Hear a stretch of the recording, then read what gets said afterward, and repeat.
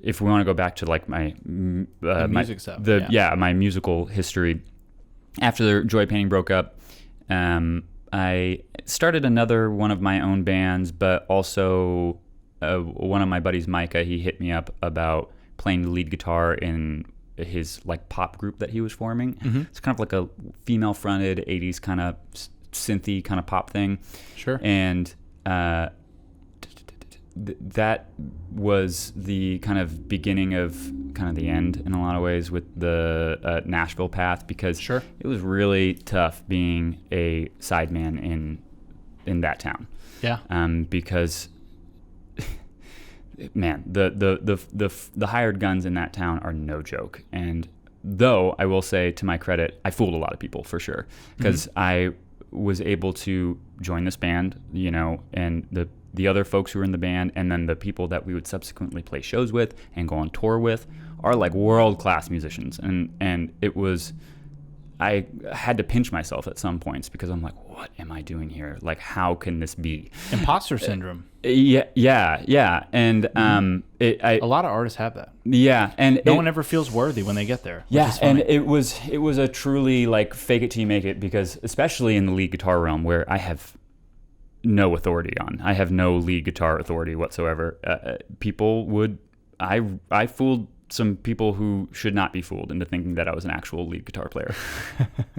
I mean, and you know, I rightfully patted myself on the back in private about it, because, you know, just to myself, because it's just a good feeling when you can do something like that. When it really, in some respects, that Myzica lead guitar gig it really simplified music for me in a way, because it was, when I listened to it, I'm like, how am I going to play this? Mm-hmm. Because like I said yes to the gig before I actually heard all the songs. Yeah. And I heard some of the songs, I'm like, how I have made a mistake. Yeah. I'm going to embarrass myself. And I really just focused, and I practiced for, it was like a week and a half or 2 weeks of probably 3-4 hours, 5 hours a day, over and over and over, repetition. And I walked into this kind of like tryout rehearsal and just nailed it. And the other folks in the band, they didn't know I prepared that long. Mm-hmm. They were just like, they just didn't bat an eye. They're like, cool, yeah, like, you know. Yeah, he's good enough. Yeah, we'll take him. No, that was good. And that was kind of the reaction, like, cool.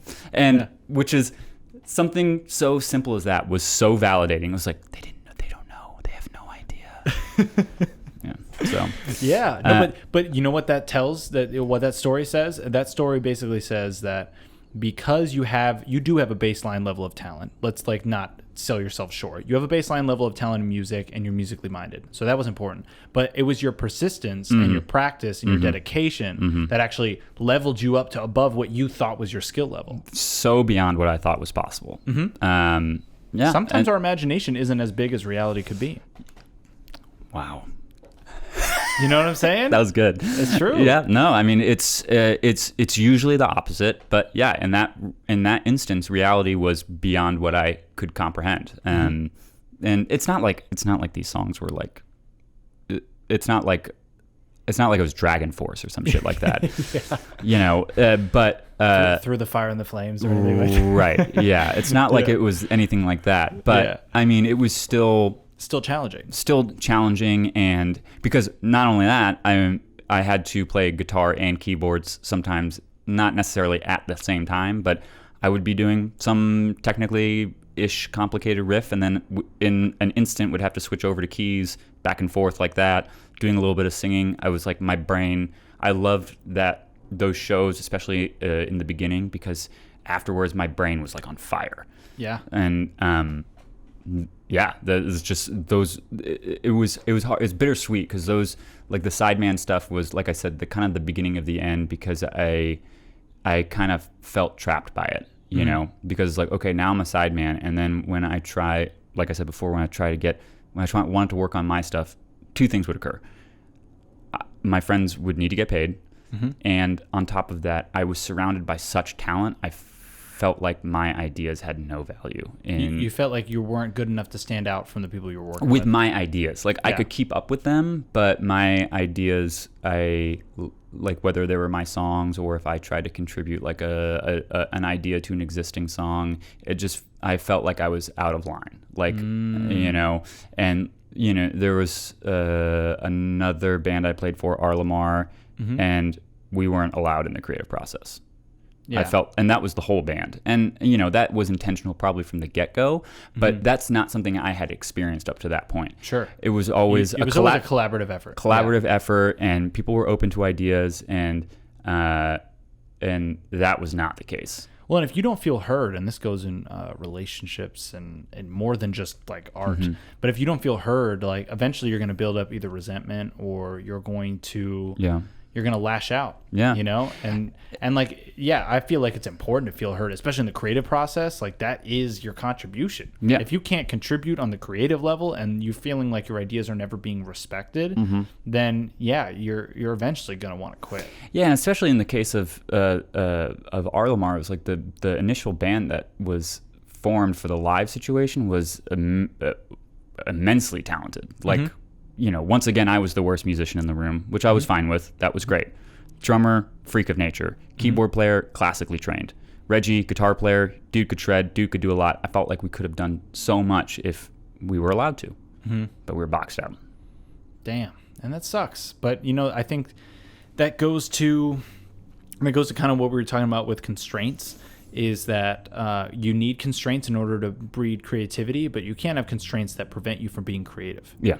You know, there's a difference between constraints that limit like what's possible, and so this is what we have to work with, versus no, you're literally not allowed to contribute, and then they box you in. Yeah, yeah. So that was a bitter feeling, and a lot of other like life stuff occurred. I mean, in that time as sideman were some of the most exciting times in a lot of ways. Like the Joy Painting stuff was smaller scale, but because it was all me and all us, it definitely had a different feeling. But you know, with the two bands I was like sidemanning for, almost every show was sold out. So it was like an event every time we played. Yeah, and so that was very satisfying, and felt like a level up a little bit. Definitely. Yeah. So it was like best of times, worst of times, because my confidence was both at an all-time high and an all-time low, like, you know, separating myself in different ways. Yeah. You know, my creative energy was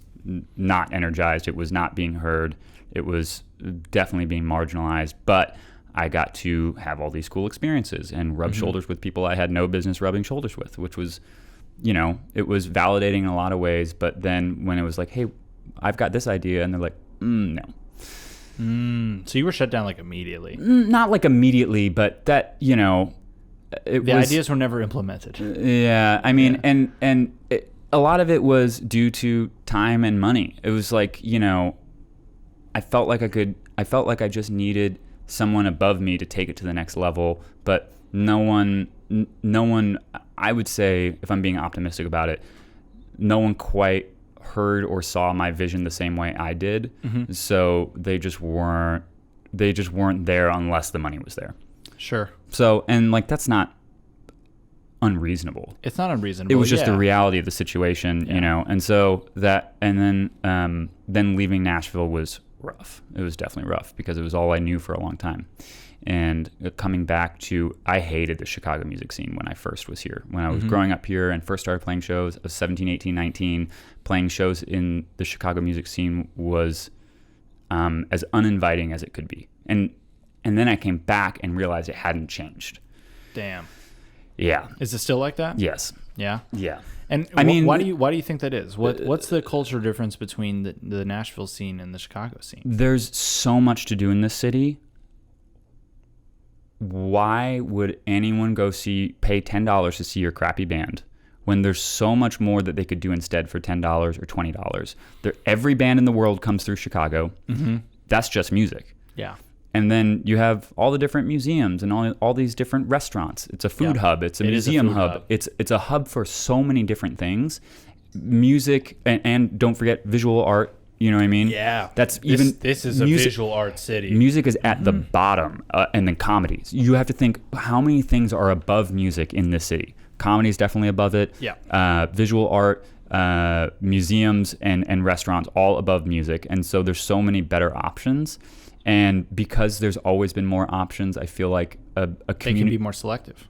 They can be more selective, but a community never had a chance to grow. Sure. There's nothing to do in Nashville other than go to shows. So what could Chicago do to better influence the musicians? You know, like what is somebody like Chance the Rapper, like what could he do since he's now in a position of power that he could help build a better community here to allow more independent artists to thrive? The biggest problem I've found is that promoters in the city are not promoters. Mm-hmm. They're gatekeepers to being able to access venues. And they take advantage of young musicians, and they create division in the music scene by when you go to your average local show.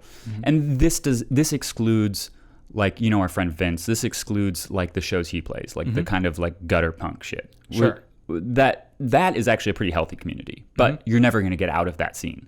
Got it. The only thing that thrives in Chicago that I've... glass ceiling. Yes, the only thing that thrives in Chicago, not the only thing, but one of the few things musically that thrives here is punk.